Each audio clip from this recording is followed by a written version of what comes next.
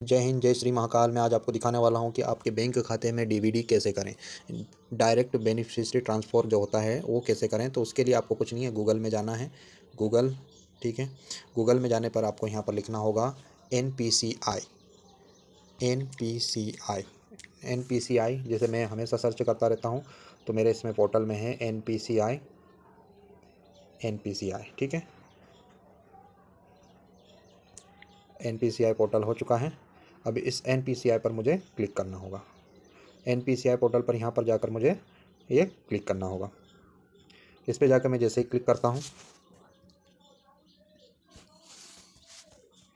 अब मुझे यहाँ पर क्या करना है।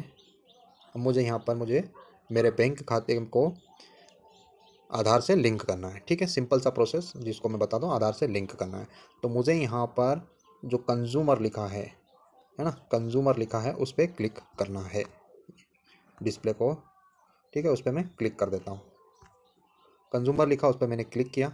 इसके बाद में मुझे यहाँ पर लिख रहा होगा भारत सेंडिंग, ठीक है, आधार, ठीक है, भारत आधार सेंडिंग इनेबल, ठीक है। इस पर मुझे क्लिक करना है। इस पर मैं क्लिक कर देता हूँ। इसके बाद मुझे यहाँ पर आप साइट में जाएंगे तो यहाँ पर आपको ये प्रोसेस दिखेगी। तो इसमें मुझे आधार, ठीक है, ये ऊपर वाले पर ही क्लिक करना है, ठीक है। तो उस पर मैं क्लिक कर देता हूँ।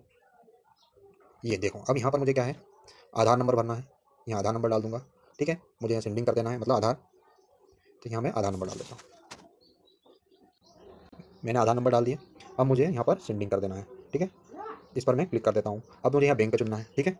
अब मुझे कौन सी बैंक में मेरा खाता है, यानी किस बैंक में मेरा, जो जिस बैंक में, जैसे मान लो उदाहरण के लिए आपके कोई सी भी बैंक में खाता है, बैंक ऑफ इंडिया में है, बैंक ऑफ महाराष्ट्र में, जिस बैंक में आपको खाता खुला है उसमें, मान लो आपका पहले दूसरी बैंक में था, उसमें डीबीटी थी, अब दूसरी बैंक में करना चाहते हो तो उसमें खाता है, जिस बैंक में आपका खाता है उस पर आप क्लिक कर दो, ठीक है। तो जैसे मेरा अदरवाइज बैंक में है खाता, तो उस बैंक में मैं क्लिक कर दूंगा, ठीक है। तो मैं, ठीक है,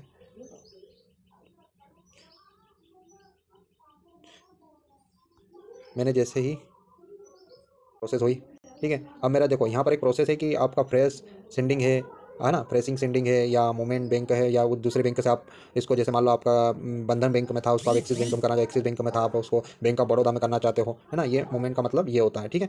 तो ये दूसरा है कि या देखो, same bank with another account, मतलब उसी बैंक में आपका खाता है लेकिन आप उसको ट्रांसफर करना चाहते हो, लेकिन आपका दूसरी बैंक में खाता है और उसको ट्रांसफर करना चाहते हो। ये आपका फ्रेश खाता है, यानी फ्रेश का मतलब नया है, क्या पहली बार उसको डीबीडी कर रहे हो, तो उसको आप यहाँ पर फ्रेश खाते पर क्लिक कर दीजिए, ठीक है। और यहाँ पर आप खाता नंबर डाल दीजिए। यहाँ पर आपको खाता नंबर डालना है, यहाँ पर आपको खाता नंबर डालना है, फिर यहाँ पर कंफर्म खाता नंबर डालना है। क्या देखो, अब मैंने यहाँ पर दोनों खाते नंबर डाल दिए, यहाँ कंफर्म खाता कर दिया और वो खाता डाल दिया। उसके बाद में मैंने यहाँ पर टिक पर क्लिक कर दिया। अब मैं क्या करूँगा, यहाँ पर अभी जो कैप्चा है इसको फिल कर दूंगा, ये कैप्चा इसको फिल कर दूंगा।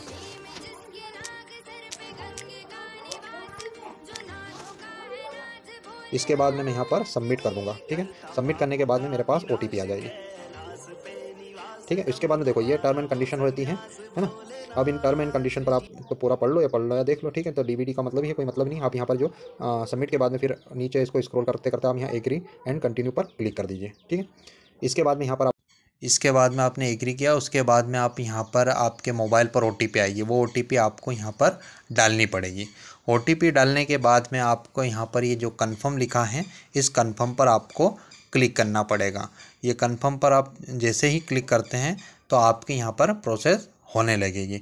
ये प्रोसेस होने के बाद में यहाँ पर दिखाएगा, दोबारा कंफर्म करना है आपको, your Aadhaar number is currently mapped. मेरा तो पहले से ही था, लेकिन आपका नहीं रहेगा तो यहाँ बताएगा, इसको आप यहाँ कंफर्म कर दीजिए। अब जैसे ही यहाँ पर आप कंफर्म करेंगे तो ये देखो मैसेज आ जाएगा कि your Aadhaar number is already बता रहा है, लेकिन नहीं रहता तो आपको मैप्ड बताएगा आपका, अगर नहीं है तो डीबीडी। अगर वीडियो अच्छा लगे तो शेयर सब्सक्राइब जरूर करें। धन्यवाद।